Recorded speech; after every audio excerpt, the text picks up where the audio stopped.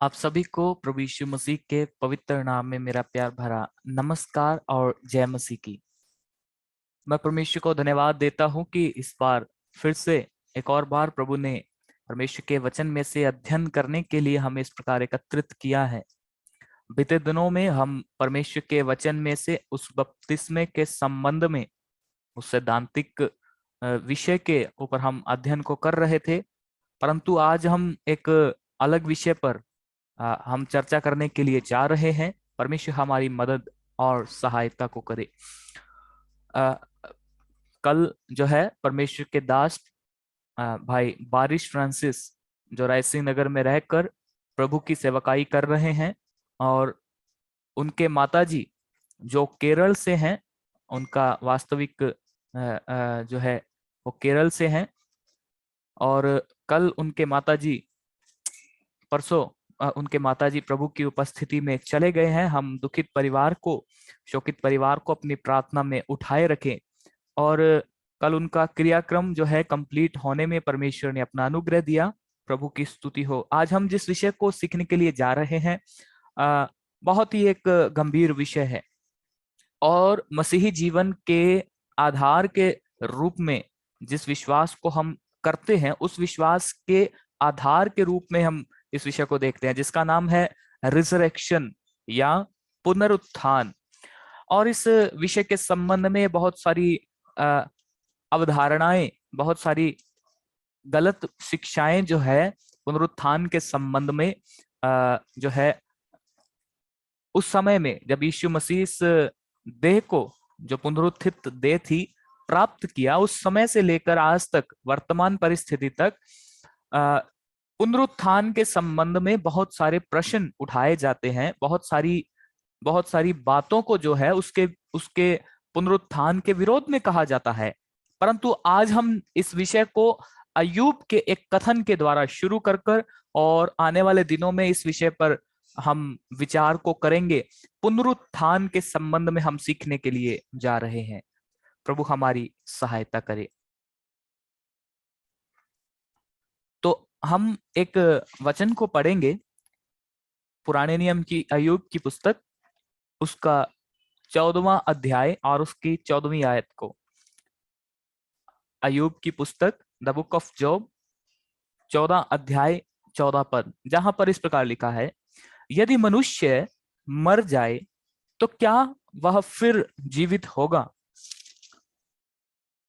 परमेश्वर के पढ़े गए इस वचन पर प्रभु अपनी आशीष को दे। यहाँ पर अय्यूब एक प्रश्न को पूछ रहा है, और बाइबल की सबसे पुरानी किताबों में से एक किताब है अय्यूब की किताब।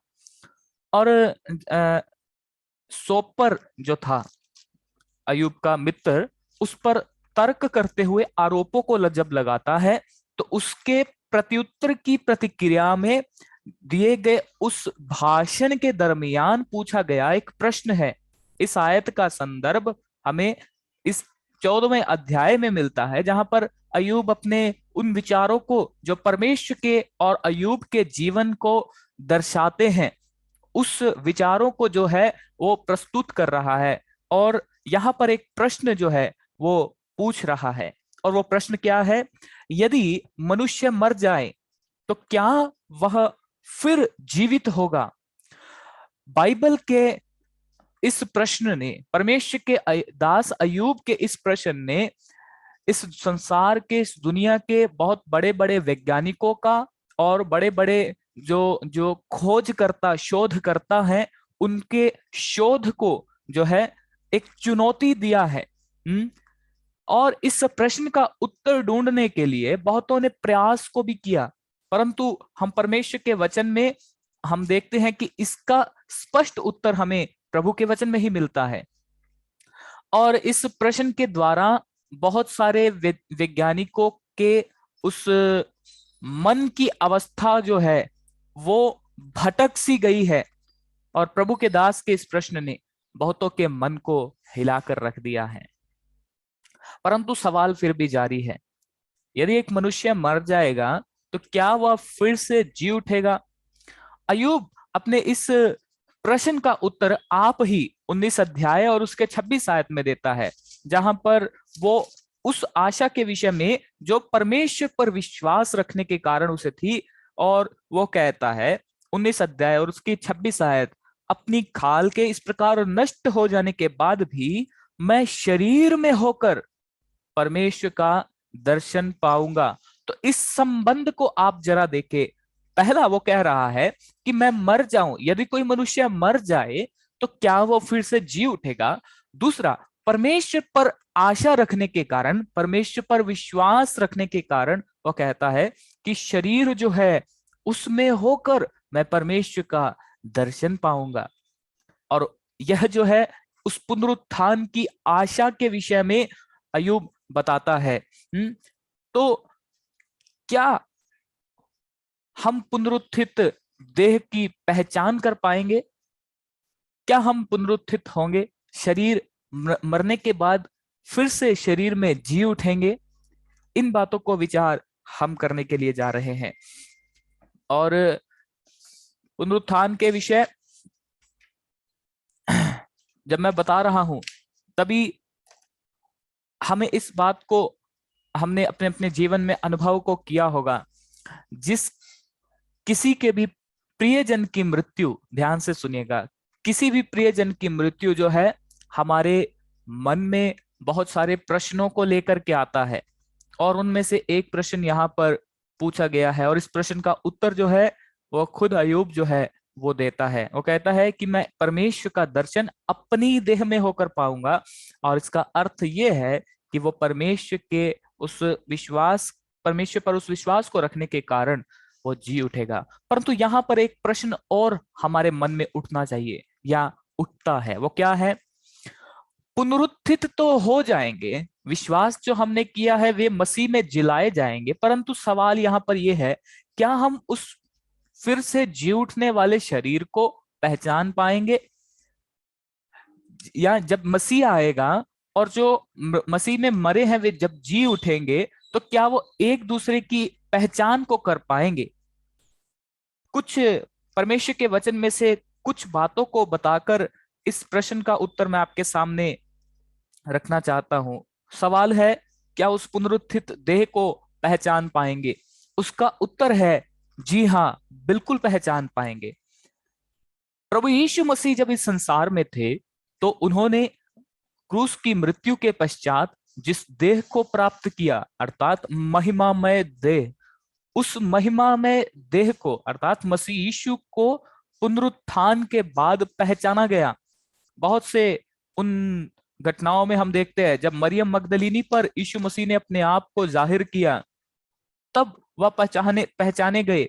इमाउस के मार्ग पर 11 शिष्यों पर जब प्रभु यीशु मसीह प्रकट हुए, और प्रभु यीशु मसीह तिबिरियास की झील के किनारे जब अपने शिष्यों पर प्रकट हुए और पर्वत पर 11 शिष्यों के सामने वो प्रकट हुए जहां से वो उठा लिए गए, और बेतनियाह में 11 शिष्यों पर जब उसका स्वर्गारोहण हुआ 500 भाइयों पर प्रकट हुए। तो यीशु मसीह को प्रकट होने की उस प्रक्रिया के द्वारा हम इस बात को समझ सकते हैं कि पुनरुत्थान होने वाली देह की पहचान की जा सकती है। दूसरी बात, जब हम मत्ती रचित सुसमाचार उसके 17वें अध्याय और उसके चौथे पद को पढ़ते हैं, जहां पर प्रभु यीशु मसीह के साथ जो है मूसा और एलिया उस महिमा में पहाड़ पर महिमा में स्वरूप में उसके सामने जब आते हैं, तो हम इस प्रकार से पढ़ते हैं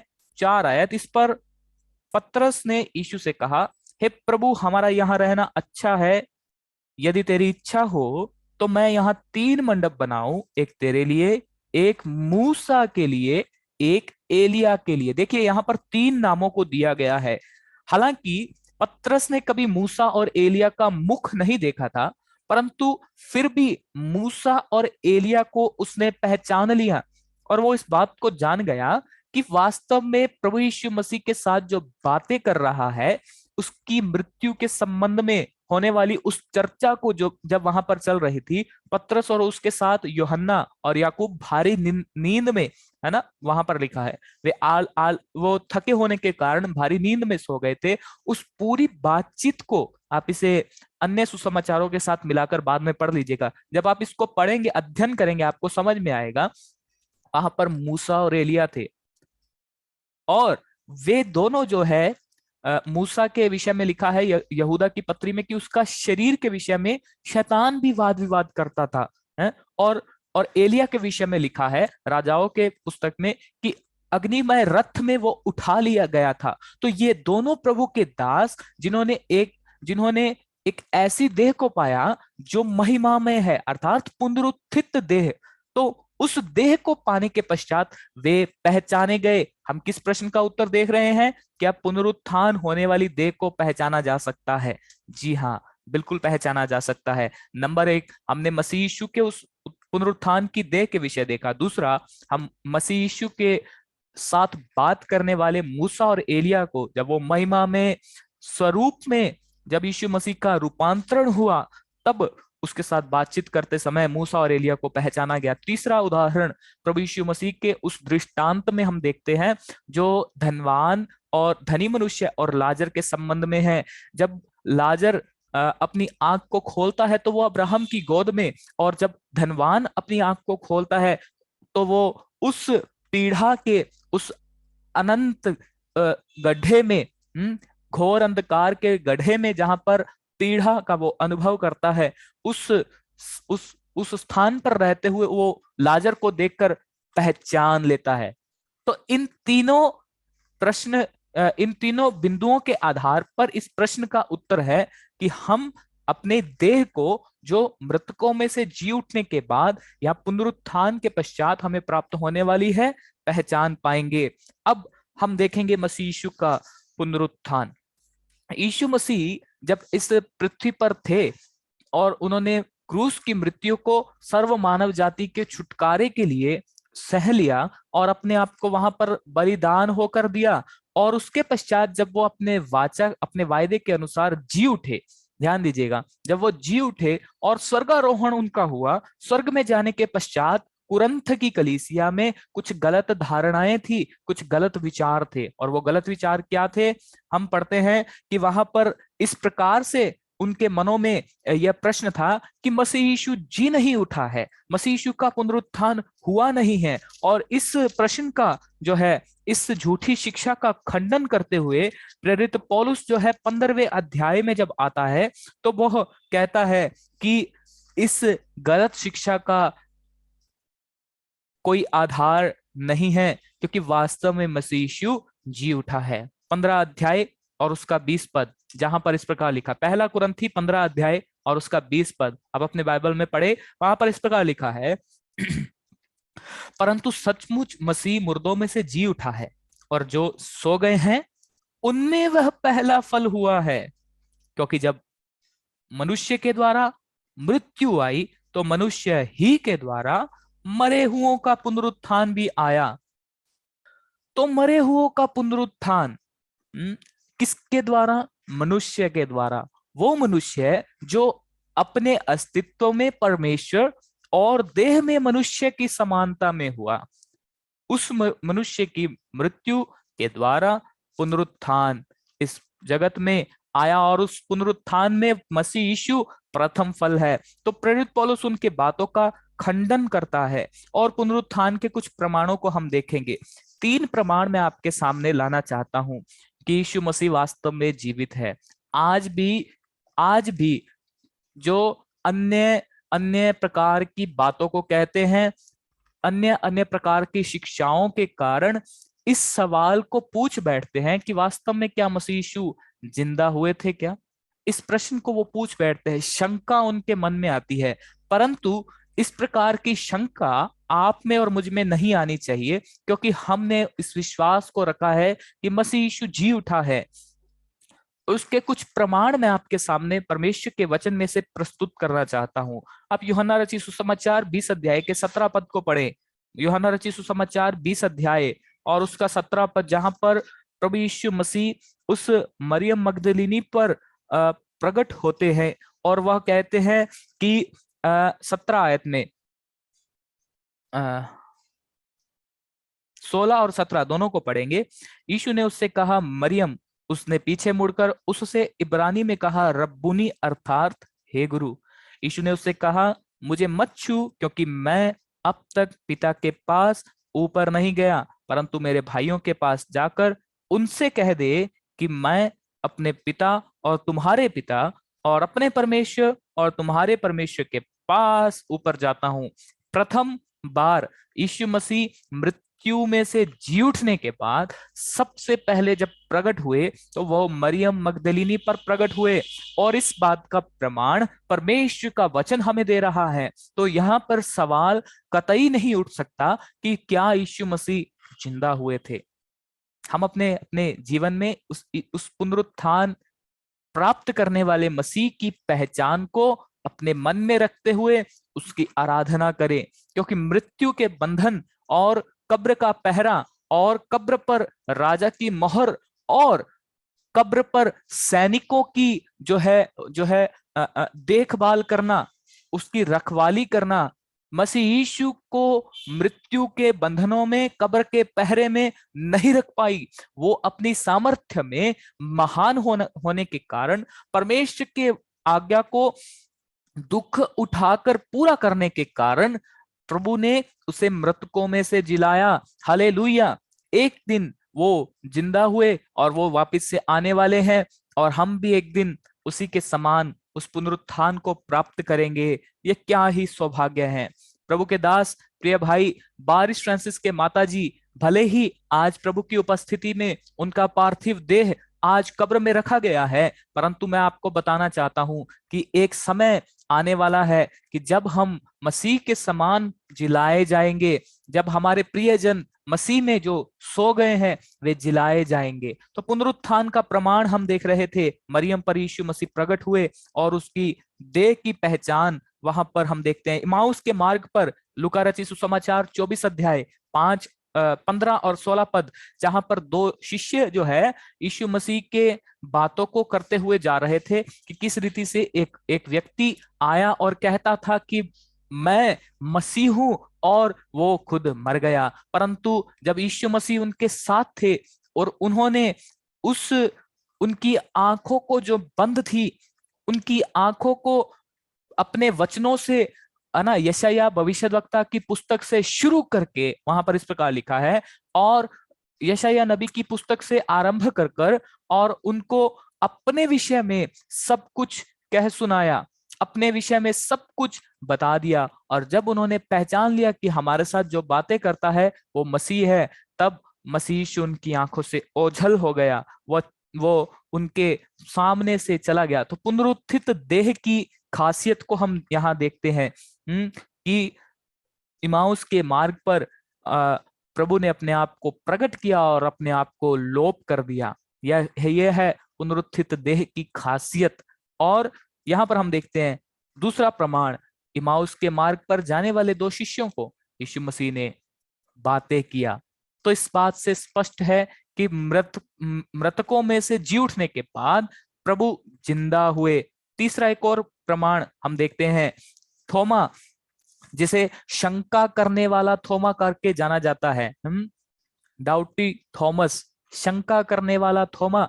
और वह जब इस बातों को सुनता है कि यीशु मसीह जी उठे, यीशु मसीह वहां दिखाई दिए, मरियम को दिखाई दिए और अन्य शिष्यों को दिखाई दिए, और जब जब शिष्य लोग यहूदियों के डर के मारे एक कमरे में बंद बैठे थे, वहां पर यीशु मसीह प्रकट होकर कहते हैं तुम्हें शांति मिले। इस बात को जब थोमा सुनता है वो कहता है मैं विश्वास नहीं करूंगा जब तक कि मैं उसके उस छेद में, जहां पर हाथ पर कीलें ठोकी गई, उस कील के छेद में जब तक अपनी उंगली ना डाल लूं, उसके पंजर में अपना हाथ डालकर ना देख लूं कि यह वही मसीह है जो क्रूस पर चढ़ाकर भेदा गया था, तब तक मैं विश्वास नहीं करूंगा। और यूहन्ना 20वें अध्याय में ही हम देखते हैं मसीह यीशु 25 आयत से लेकर 28 आयत में वहां पर प्रकट होते हैं, और 25 आयत में अपने शिष्य थोमा को कहते हैं,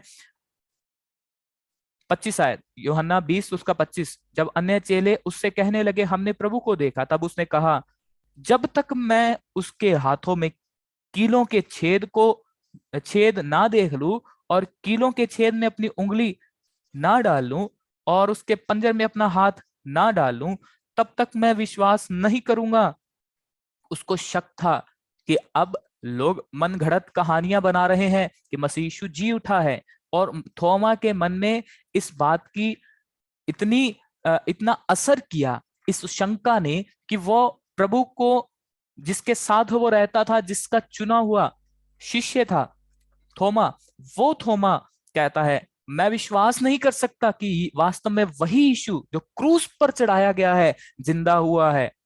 मैं प्रमाण को चाहता हूं। और यीशु मसीह वहां पर प्रकट होकर कहते हैं 26 आयत में, 8 दिन के बाद उसके चेले उस घर के भीतर थे और थोमा उनके साथ था। ध्यान दीजिए, थोमा उन शिष्यों के साथ उसी घर में जहां पर यीशु मसीह पहले प्रकट हुए उनके साथ था। और द्वार बंद थे, कमरों के दरवाजे बंद थे। तब यीशु आया और उनके बीच में खड़े होकर कहा, तुम्हें शांति मिले। बिना दरवाजा खोले उपस्थित होने वाला मसीह यीशु पुनरुत्थित देह को प्राप्त कर कर अविश्वास करने वाले थोमा पर यीशु मसीह प्रकट हो रहा है।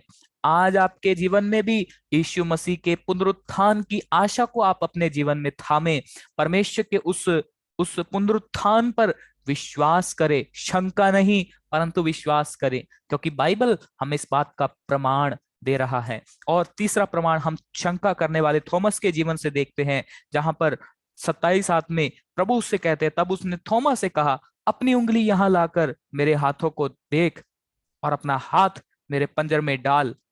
प्रभु का एक कथन जो मुझे वास्तव में बहुत अच्छा लगता है, यहां लिखा है, और अविश्वासी नहीं परंतु विश्वासी बन। Praise the Lord.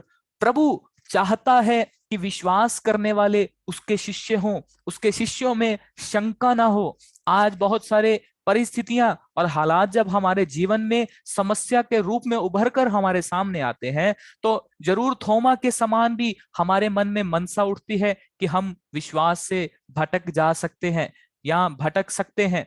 परंतु परमेश्वर और उसका वचन कहता है, अविश्वासी नहीं परंतु विश्वासी बन। प्रभु का धन्यवाद हो।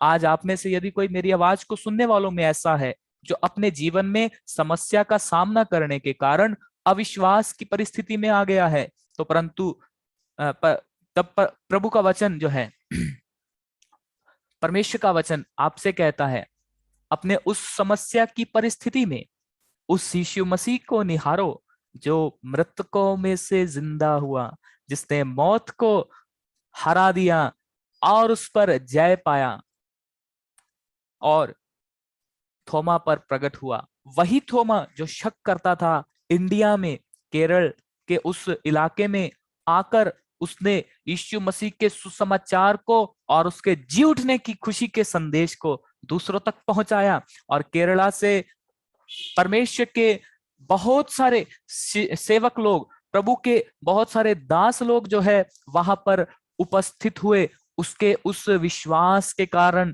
जो उसने यीशु मसीह पर किया। और थोमा की प्रतिक्रिया को हम यहाँ देखते हैं। यह सुनकर थोमा ने उत्तर दिया, हे मेरे प्रभु, हे मेरे परमेश्वर। अंगीकार करता है अपने शक का प्रभु के सामने, और वो कहता है, यीशु ने उससे कहा, तूने मुझे देखा है, क्या इसलिए विश्वास किया है? तब प्रभु कहते हैं, धन्य वे हैं जिन्होंने बिना देखे विश्वास किया। प्रभु का धन्यवाद हो। आप और मैं, हम उसे बिना देखे विश्वास करने वालों में से हैं। इसलिए प्रभु उन लोगों को धन्य कहता है जिन्होंने उसे बिना देखे विश्वास किया। तो मसीह का पुनरुत्थान जो कुरंथ की कलीसिया में गलत शिक्षा प्रचार की जा रही थी, गलत शिक्षा का आगमन उस कलीसिया में हो गया था, और जो लोग कह रहे थे कि मसीह का पुनरुत्थान नहीं है, उसी प्रकार के आज भी वर्तमान की स्थिति में कलीसियाई जीवन में हम ऐसे लोगों को देखते हैं जो पुनरुत्थान का इनकार करते हैं। उनके लिए पुनरुत्थान का प्रमाण के रूप में हमने 3 बातों को देखा। यदि कोई कहे कि यीशु मसीह जी नहीं उठा, तो बहुत सारे और भी प्रमाण हैं। उनमें से मुख्य रूप से 3 प्रमाणों को हमने देखा। जब मसीह यीशु मृतकों में से जिंदा हुए, उस कब्र के बाहर वो थे, तब मरियम को लगा वो उस बगीचे का माली है। परंतु जब उसने पीछे मुड़कर देखा तो यूहन्ना 20 का 17 में हमने देखा, वो कहती है, हे रब्बुनी, अर्थात हे गुरु। दूसरा, इमाउस के मार्ग पर जाने वाले दो शिष्यों को यीशु मसीह दिखाई दिए और अपने विषय में भेद को प्रकट किया। तीसरा, हमने शंका करने वाले थॉमस को देखा, जो शक करने वाला था। वो कहता था कि मैं उस यीशु को देखना चाहता हूं जो क्रूस पर चढ़ा था, जिसके हाथों में कीलें थी, पंजर में भाला छेदा गया था। जब तक मैं उसके उस छेद में, पंजर में अपना हाथ ना डाल लूं और उसके हाथों की कीलों के छेद में अपनी उंगली को डाल कर ना देख लूं, तब तक मैं विश्वास नहीं करूंगा। और उसने यीशु मसीह को देखने के बाद अपना अंगीकार किया। वो कहता है, हे प्रभु, हे प्रभु। तो तीन प्रमाण यीशु मसीह के जी उठने के। तो पुनरुत्थान की आशा क्या है? पुनरुत्थान की आशा के संबंध में कुरंथ की ही उस पत्री में आएंगे। हमारा मसीह जीवन का विश्वास जो है पूरी रीति से पुनरुत्थान पर टिका हुआ है। यदि मसीह यीशु का पुनरुत्थान नहीं हुआ तो वास्तव में हमारा विश्वास करना व्यर्थ हो गया है प्रियो। हम अभी भी अपने ही पापों में मर रहे हैं। पहला कुरंथी 15 अध्याय और उसके 17 पद को हम पढ़ेंगे। कुरंथियों की पत्री के पहली पत्री के 15 अध्याय और उसके 15 से हम पढ़ने के लिए जा रहे हैं, वहां से पढ़ेंगे। वरन हम परमेश्वर के झूठे गवाह ठहरे। 14 में लिखा है, यदि मसीह नहीं जी उठा तो। हमने देखा कि यीशु मसीह जी उठा, उसके प्रमाण परमेश्वर के वचन में से हमने लिए। परंतु अभी भी यदि कोई शंका करता है या पुनरुत्थान की आशा पर संदेह को लाता है, तो उसके संबंध में यहां पर कुछ सवालों को कहा गया है। हमारे विश्वास के उस आधार जो पुनरुत्थान है, उसके संबंध में हमारे विश्वास के बारे में क्या कहा गया है कि यदि मसीह यीशु जी नहीं उठा तो क्या है? तो हमारा विश्वास करना व्यर्थ है। हम अभी भी अपने पापों में ही हैं। वे सब जो मर गए वह नाश हो गए हैं और भविष्य में हम अपने प्रियजनों से फिर संगति नहीं कर पाएंगे, फिर से मिल नहीं पाएंगे। तो पुनरुत्थान की आशा वास्तव में क्या है? वो आशा ये है कि हम अपने प्रियजनों को न केवल देखेंगे, न केवल पहचानेंगे, परंतु उनके साथ उस महिमा में परमेश्वर जो यीशु मसीह है, उस महान व्यक्ति के साथ रहते हुए अपने प्रियजनों के साथ संगति का अनुभव करेंगे। प्रियो, हम जो मसीह में है, हमें यह आशा है, क्योंकि यीशु मसीह मृतकों में से जी उठा है और हमें इस कारण से कि मसीह जी उठा है, अपने प्रियजनों से मिलने का अवसर मिलने वाला है।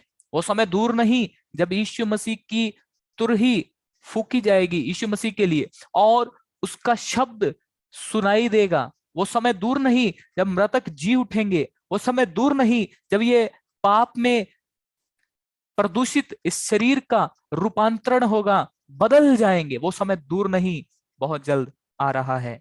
क्या आप उस पुनरुत्थान की आशा पर विश्वास को रखकर अपने जीवन को बिता रहे हैं? मैं आपको हियाव बंधाना चाहता हूं। आप में से जिन्होंने इस महामारी के दौर में और वर्तमान परिस्थिति में अपने प्रियजनों को खोया है, आपके लिए एक धन्य आशा, वो यीशु मसीह आने वाला है और वो हमें इस सौभाग्य को देगा कि उसके साथ रहते हुए हम अपने प्रियजनों के साथ संगति के अनुभव को करेंगे। तो आगे हम बढ़ेंगे।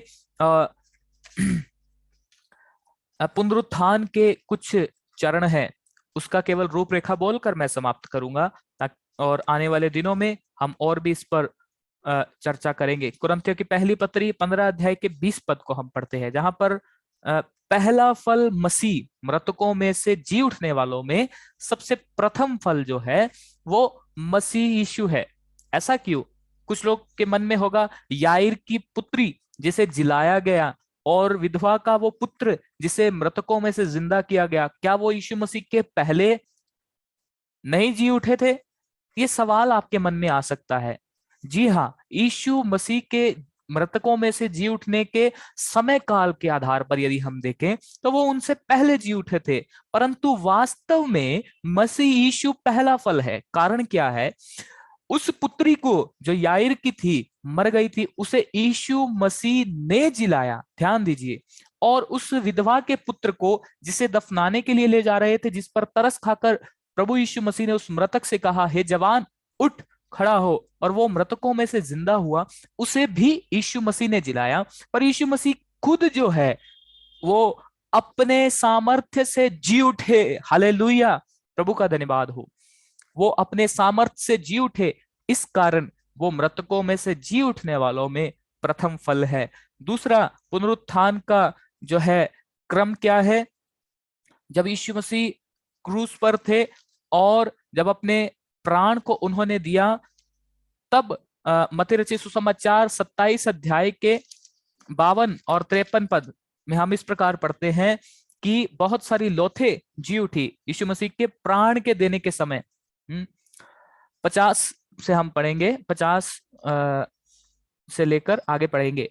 तब यीशु ने बड़े शब्द से चिल्लाकर प्राण छोड़ दिए, और देखो मंदिर का पर्दा ऊपर से नीचे फटकर दो टुकड़े हो गया, धरती डोल गई और चट्टानें तड़क गई, कब्रें खुल गई, सोए हुए पवित्र लोगों के बहुत से शव जी उठे।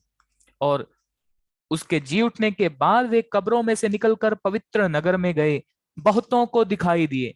इस बात की निश्चयता परमेश्वर का वचन हमें देता है कि मृतकों का पुनरुत्थान किस प्रकार से होगा। मृतकों का पुनरुत्थान में पहला फल मसीह है, और उनमें से जब यीशु मसीह ने प्राण को दिया, तब बहुत सारे लोथे जी उठी। बहुत सारे जो है शव जी उठे और पवित्र नगर में गए, और उसको बहुत से लोगों ने देखा। मत्ती इस बात को दर्ज करता है। और तीसरी बात जो है, पुनरुत्थान के दो चरण है, दो भाग है, जीवन का पुनरुत्थान और मृत्यु का पुनरुत्थान। जिन्होंने मसीह यीशु को अंगीकार किया, विश्वास किया, वे जीवन के पुनरुत्थान के लिए जी उठेंगे। और जिन्होंने मसीह यीशु को तिरस्कार किया, उसके सुसमाचार को सुनकर उसके अनुसार चलना ना चाहा, वे मृत्यु के पुनरुत्थान के लिए जी उठेंगे। यूहन्ना 5 अध्याय 28 और 29 में आप पढ़ सकते हैं जीवन का पुनरुत्थान और दंड का पुनरुत्थान। वहां पर मसीह यीशु उस शिक्षा को देते हैं। तो आज हमने पुनरुत्थान के संबंध में देखा कि यदि एक मनुष्य मर जाए तो क्या वो फिर से जी उठेगा। और अय्यूब खुद ही उस आशा के विषय में जो पुनरुत्थान की है, वो कहता है, मैं अपने शरीर में होकर परमेश्वर का दर्शन पाऊंगा। हमने मसीह यीशु के देह के विषय में कि क्या हम पुनरुत्थान होने वाली देह की पहचान कर पाएंगे, उसके संबंध में हमने 3 उदाहरणों को देखा। यीशु मसीह मृत्यु बाद पहचाने गए, मूसा और एलिया को पहचाना गया, धनवान ने लाजर को पहचान कर कहा, हे अब्राहम लाजर से कह कि वो एक बूंद पानी को दे। तो 3 उदाहरण। और मसीह यीशु के पुनरुत्थान के संबंध में जो गलत शिक्षा कुरंथ में फैल रही थी, उसके प्रत्युत्तर के प्रमाण के रूप में हमने 3 उदाहरणों को देखा जो पुनरुत्थान के थे। वो क्या है? मरियम मगदलिनी पर यीशु मसीह प्रकट होते हैं, इमाउस के मार्ग पर जाने वाले शिष्यों के सामने वो प्रकट होते हैं, शंका करने वाले थोमा के सामने वो प्रकट होते हैं। पुनरुत्थान की आशा कि हम अपने प्रियजनों से यीशु मसीह के उस जी उठने के द्वारा उससे मिलने वाले हैं, यह पुनरुत्थान की आशा। और आखिर में हमने मृतकों का पुनरुत्थान इस विषय के संबंध में 4 बातों को देखा। मरे हुओं में से जी उठने वालों में पहला फल मसीह यीशु है, और मृतकों में से जी उठने वालों में जो जो यीशु मसीह प्राण को जब क्रूस पर छोड़ा, तब मत्ती 27 का 52 और 53 में जो लिखा है, बहुत से शव जी उठे। और पुनरुत्थान के 2 चरणों को या 2 पार्टीशन को, 2 भागों को हमने रूपरेखा के रूप में देखा। जीवन का एक पुनरुत्थान है और दंड का या मृत्यु का है, जहां पर परमेश्वर से सदा काल से दूर रहना दूसरी मृत्यु कहलाया गया है, उस मृत्यु का पुनरुत्थान है। और उस दंड के पुनरुत्थान के लिए कुछ लोग जो जिन्होंने यीशु मसीह का इनकार किया, वे जिलाए जाएंगे, और बहुत से लोग यीशु मसीह के जी उठने के कारण जीवन का पुनरुत्थान उनका होगा। तो निश्चित है कि पुनरुत्थान होने वाला है, परंतु आप और मैं उस पुनरुत्थान के कौन से भाग में होंगे? क्या जीवन के पुनरुत्थान में, जहां पर यीशु मसीह पर विश्वास करने वाले, उसकी आज्ञा के अनुसार चलने वाले और उसकी इच्छा को पूरी करने वाले लोग उपस्थित होंगे, या दंड के पुनरुत्थान में, जहां पर यीशु मसीह का इनकार कर कर अपनी मनमर्जी, अपनी इच्छा, अपनी ही अभिलाषाओं के वश में पड़े रहकर पाप की सड़ाहट, दुनिया की सड़ाहट में जीने वाले लोग किस कैटेगरी में आप होंगे? क्या एक मनुष्य जब मर जाए तो वो फिर से जी उठेगा? निश्चित रूप से वो जी उठने वाला है। परंतु आप और मैं जब जी उठेंगे तब क्या होगा, इस विषय को हम आने वाले दिनों में और भी जारी रखेंगे। प्रभु इस विचारों से हमें आशीषित करे कि हम उसके पुनरुत्थान में सहभागी होने के लिए इस जीवन को जो वर्तमान संसार में है, उस प्रभु की इच्छा के निमित्त पवित्र आत्मा की अधीनता और परिपूर्णता और उसकी सामर्थ्य के अधिकार तले, उसके दाहिने, उसके बलवंत हाथ के नीचे दीनता से रहते हुए व्यतीत करें। उसके लिए, इस पुनरुत्थान की आशा में जीने के लिए हम अपने जीवन को तैयार करें। ऐसा करने के लिए आज का वचन हमें प्रेरणा करे, क्योंकि हम अपने प्रियजनों से मिलेंगे, अवश्य मिलेंगे। वो गीत जो मुझे बहुत अच्छा लगता है, जो परमेश्वर के दास शालूटी नायना अंकल के द्वारा लिखा गया, हम मिलेंगे बादलों पर, हम मिलेंगे बादलों पर, देखेगा सारा जहां, नीले आसमां के पार जाएंगे, मेरा यीशु रहता वहां। वो यीशु मसीह जहां रहता है, हम वहां जाने के लिए जिलाए जाएंगे। प्रभु इस संदेश से आशीष दे, उसके धन्य नाम की महिमा सर्वदा होती रहे। आप सबको जय मसीह की। धन्यवाद।